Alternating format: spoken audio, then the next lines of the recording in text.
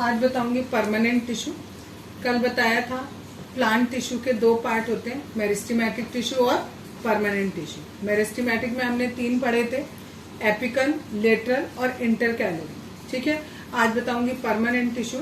पहले permanent tissue के बारे में पढ़ते हैं, फिर परमानेंट टिश्यू हमारे 2 तरीके के होते हैं, वो हम आगे भी पढ़ते हैं। परमानेंट टिश्यू किसे कहते हैं?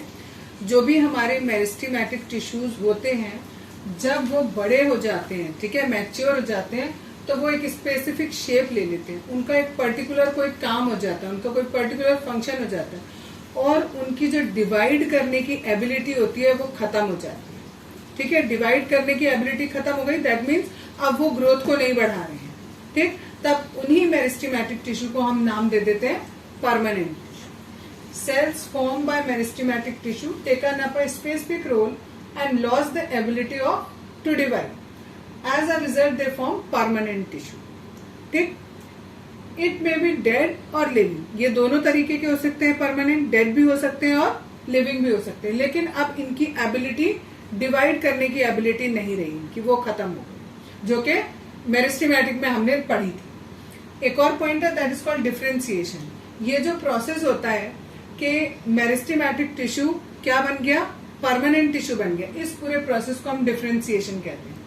The process of taking up a permanent shape, size and a function is called differentiation.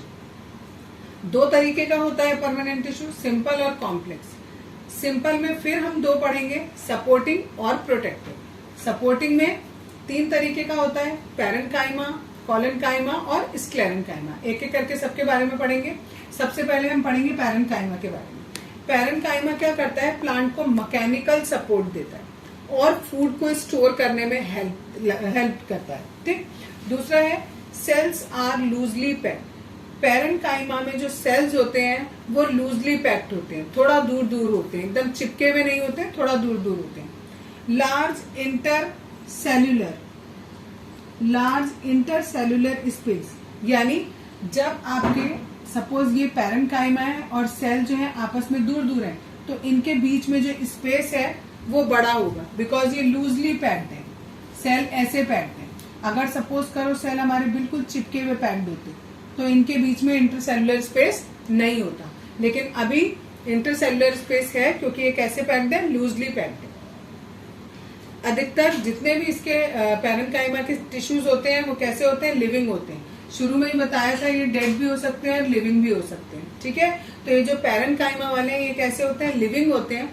इसके भी 2 टाइप होते हैं, क्लोरेन्काइमा और एरेन्काइमा। होते और भी हैं बट आपकी बुक में इतना ही है, क्लोरेन्काइमा एंड एरेन्काइमा।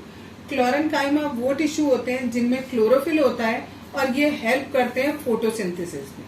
ठीक, जो एरेन्काइमा होता है इसमें बड़ी बड़ी कैविटीज होती है जिसके अंदर एयर आ जाती है। एयर आने की वजह से ये बहुत हल्के हो जाते हैं और फ्लोट कर पाते हैं, पानी के सरफेस पे फ्लोट कर पाते हैं। आपने देखा होगा तालाब वगैरह में बहुत सारे पौधे जो हैं वो बिल्कुल ऊपर सरफेस पर तैर रहे होते हैं। वो किस वजह से तैरते हैं, यहाँ पर लिखा भी है, in aquatic plants large air cavities are present to give bioenergy to the plant to help them float. ठीक, ये आपका कोई एक टिश्यू है, इस टिश्यू के अंदर खूब बड़ी बड़ी कैविटीज होती हैं।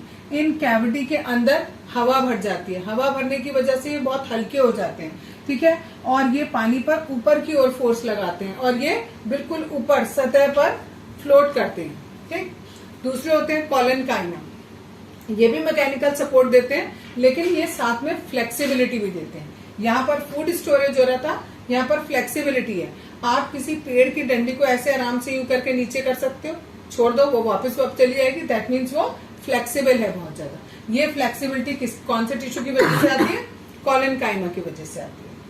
Sales thicken at the corner, इसमें कह रहे हैं जो सेल्स होते हैं वो थिक होते हैं कॉर्नर पर। अगर सपोज करो ये हमारा कोई टिश्यू है, इस टिश्यू में जो यहाँ पर सेल्स होंगे ये कॉर्नर पर थिक होंगे, यहाँ बीच में उतने थिक नहीं होंगे, कॉर्नर पर थिक होंगे। ठीक,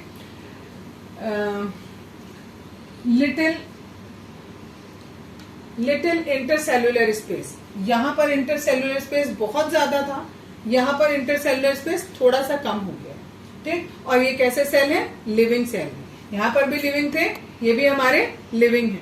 नेक्स्ट है स्क्लेरेंकाइमा, इट प्रोवाइड हार्डनेस, ये क्या करता है, पेड़ को हार्डनेस देता है, ये फ्लेक्सिबिलिटी दे रहा था, ये हार्डनेस दे रहा है, सारे के सारे तीनों के तीनों सपोर्ट कर रहे हैं प्लांट को, ठीक, तो है सारे के सारे सपोर्टिव, थोड़ा थोड़ा सब में अंतर है, ये हार्डनेस दे रहा है, इसके जो सेल्स होते हैं वो लंबे लंबे और पतले पतले होते हैं, इसकी जो वॉल्स होती है वो थिक होती है किनारे पर, किसकी वजह से, लैग्निन की वजह से। अब लैग्निन क्या होता है, लैग्निन के आगे मैंने लिखा है सीमेंटिक मटेरियल। जैसे आप कोई ये दो ईंटें हैं, अगर आपकी इन दो ईंटों को आप जोड़ने के लिए बीच में सीमेंट लगाते हो, ठीक इसी तरीके से इसमें भी होता है कि जो आपके टिश्यूज होते हैं उन टिश्यू के अंदर बहुत सारे सेल्स होते हैं, वो सेल्स आपस में किसके द्वारा चिपके रहते हैं, बीच में एक सीमेंटिंग मटेरियल होता है, वो होता है हमारा लैग्निन, और इसी सीमेंटिंग मटेरियल की वजह से जो वॉल है वो हमें कैसी लगती है, थोड़ी थिक लगती है।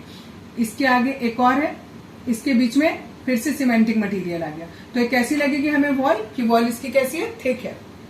नो इंटरसेल्युलर स्पेस, बीच में सीमेंटिंग मटेरियल आ गया, ठीक है, जितना भी स्पेस था बीच में वहां पर कौन आ गया, सीमेंटिंग मटेरियल आ गया। जैसे मैंने यहाँ बनाया था, यहाँ पर जितनी भी जगह बची, सपोज एक ये बनाया, ये जितनी भी जगह बची इस जगह में सीमेंटिंग मटेरियल आ गया, ठीक, तो यहाँ पर नो इंटरसेल्युलर स्पेस, कोई भी इंटरसेल्युलर स्पेस नहीं होता है। डेड सेल होते हैं, ऊपर दोनों वाले के लिविंग थे, इसके कौन से डेड है, और इसका एग्जाम्पल है कोकोनट हस्क। ये बहुत ज्यादा पूछा जाता है इसलिए इसका एग्जाम्पल दिया हुआ, ठीक है, ये पूछा जाएगा कि कोकोनट हस्क जो है, कोकोनट हस्क मतलब जो कोकोनट के ऊपर बाल होते हैं, ठीक है, वो किसका एग्जाम्पल है, तो वो स्क्लेरेंकाइमा का।